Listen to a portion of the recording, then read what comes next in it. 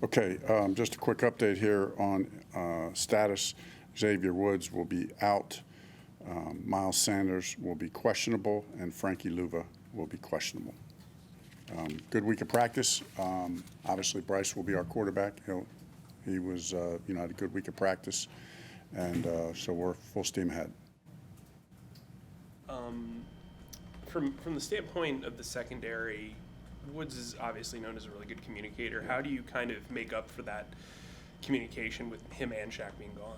Yeah, I mean, it's just a question of getting the reps during the week, and everybody's into it all the time. That's what these guys are trained to do. That's what they're ready to do. I think the coaching staff has done a good job of getting everybody ready. The players are, they're all talking to each other. I feel like our communication will be really, really on point this week.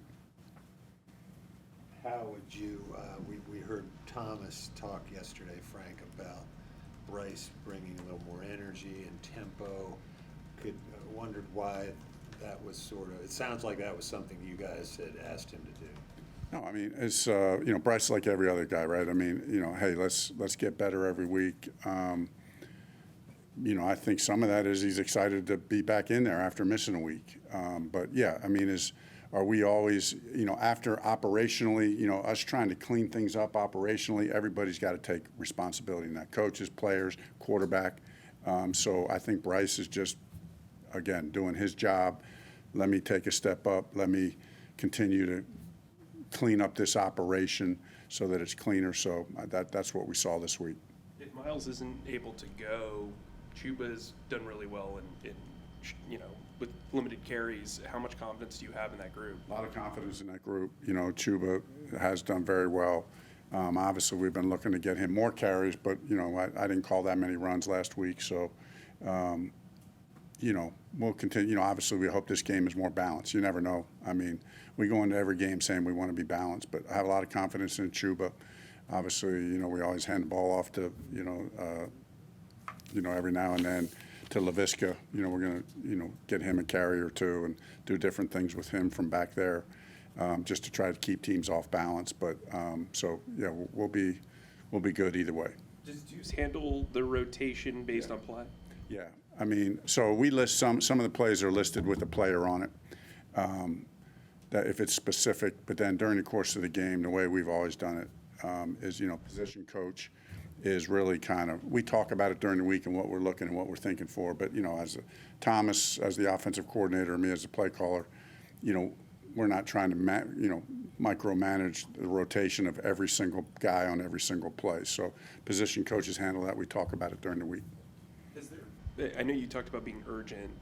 When you have Parks and Thomas and Campen and obviously Deuce, how has the urgency been in scripting plays this week, and what's the communication been like?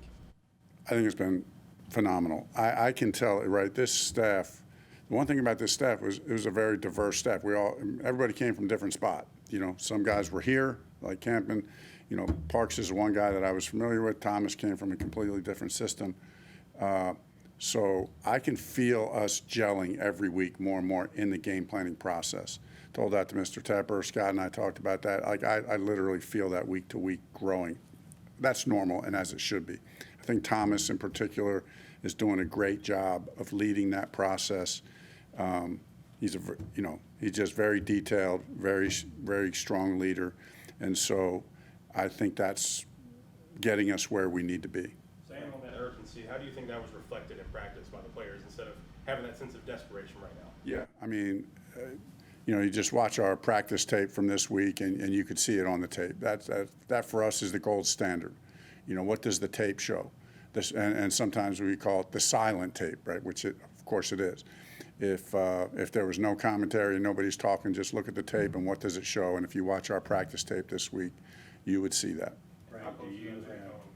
Excuse me? How close is Tariq Cohen being able to contribute to the team? I think he's getting close. I do think he's getting close.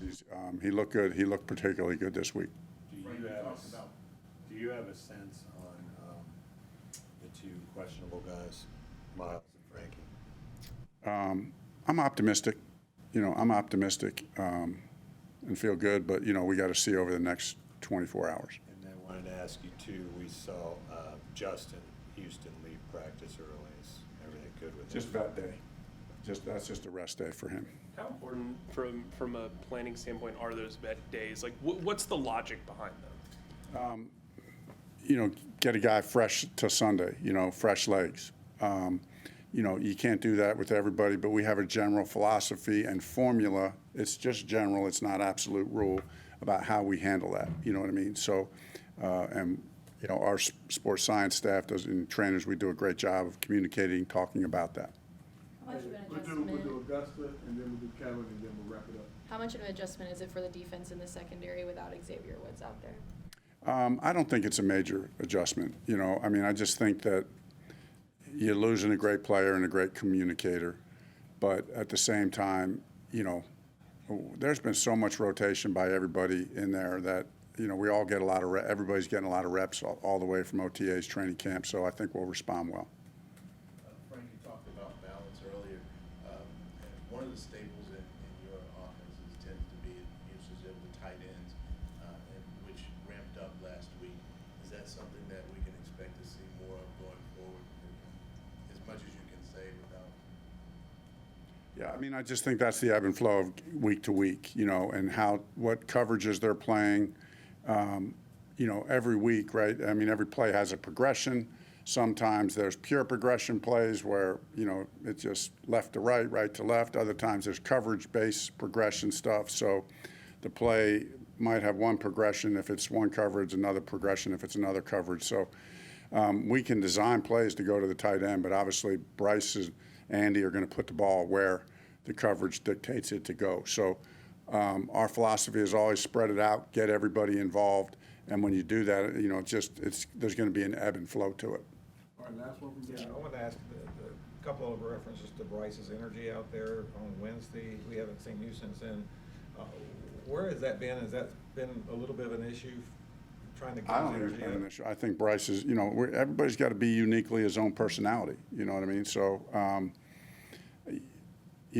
think that if I'm not aware of that, but if that's the word, if that's what's being said, I think, after you come off a performance, and really off of 3 performances where the operation in general can be improved, I think that's normal to talk like that. So, listen, Bryce has.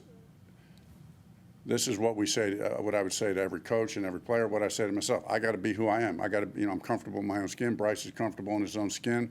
I'm going to be who I am. He's going to be who he is.